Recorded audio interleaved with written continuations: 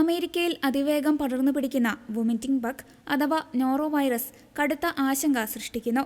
നിലവിൽ കാലിഫോർണിയ ഉൾപ്പെടെയുള്ള യുഎസിലെ ഭൂരിഭാഗം സംസ്ഥാനങ്ങളിലും രോഗബാധ റിപ്പോർട്ട് ചെയ്തിട്ടുണ്ട്. കാലിഫോർണിയയിലെ പസഫിക് ക്രൈസ്റ്റ് ട്രയലിൽ ട്രെക്കിങ്ങിന് പോയ സഞ്ചാരികൾക്ക് വരെ രോഗലക്ഷണങ്ങൾ കണ്ടതായാണ് റിപ്പോർട്ട്. സാൻ ഫ്രാൻസിസ്കോ ബേ ഏരിയയിൽ നോറോ വൈറസ് പടരുന്നതായി പകർച്ചവ്യാധി വിദഗ്ധർ സ്ഥിരീകരിച്ചിട്ടുണ്ട്.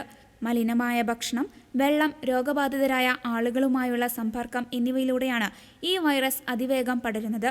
ഇതൊരു പുതിയ രോഗമല്ലെങ്കിലും ജനിതക മാറ്റം സംഭവിച്ച തീവ്രവ്യാപന ശേഷിയുള്ള വൈറസ് വകഭേദങ്ങൾ കാരണം പലപ്പോഴും രോഗബാധ കുത്തനെ ഉയരാറുണ്ട്. ആമാശയത്തെയും കുടലിനെയും ബാധിക്കുന്ന കടുത്ത വീക്കമാണ് ഈ വൈറസ് ഉണ്ടാക്കുന്നത്. സാധാരണയായി ഇതിനെ സ്റ്റൊമക് ഫ്ലൂ എന്നും വിളിക്കാറുണ്ട്. സ്കൂളുകൾ, നഴ്സിംഗ് ഹോമുകൾ, ആശുപത്രികൾ, റെസ്റ്റോറന്റുകൾ, ക്രൂയിസ് കപ്പലുകൾ തുടങ്ങിയ ആളുകൾ കൂടുന്ന സ്ഥലങ്ങളിലാണ് രോഗം എളുപ്പത്തിൽ പടർന്നു പിടിക്കുന്നത്. സെന്റർ ഫോർ ഡിസീസ് കൺട്രോൾ പുറത്തുവിട്ട വിവരങ്ങൾ പ്രകാരം കഴിഞ്ഞ ഏതാനും മാസങ്ങൾക്കിടെ 1000-ലധികം നോറോ വൈറസ് കേസുകളാണ് യുഎസിൽ സ്ഥിരീകരിച്ചിട്ടുള്ളത്. വൈറസ് ശരീരത്തിൽ പ്രവേശിച്ച് 12 മുതൽ 48 മണിക്കൂറിനുള്ളിൽ ലക്ഷണങ്ങൾ കണ്ടു തുടങ്ങും. പെട്ടെന്നുണ്ടാകുന്ന ഛർദി, ഓക്കാനം, കടുത്ത വയറിളക്കം, കഠിനമായ വയറുവേദന, കടുത്ത ക്ഷീണം എന്നിവയാണ് പ്രധാന രോഗലക്ഷണങ്ങൾ. ചിലരിൽ പനി, തലവേദന, ശരീരവേദന, വിറയൽ എന്നിവയും കാണാറുണ്ട്.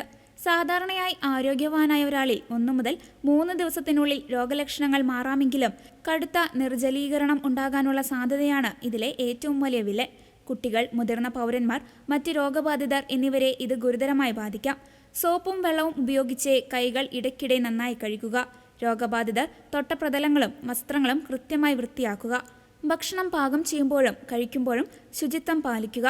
രോഗലക്ഷണങ്ങൾ ഉള്ളവർ മറ്റുള്ളവരുമായി ഭക്ഷണം പാകം ചെയ്യരുത്. ധാരാളമായി വെള്ളം കുടിക്കുക. കടുത്ത നിർജ്ജലീകരണം ഉണ്ടായാൽ ഉടൻ തന്നെ വൈദ്യസഹായം തേടുക എന്നിവയാണ് പ്രതിരോധ മാർഗങ്ങൾ.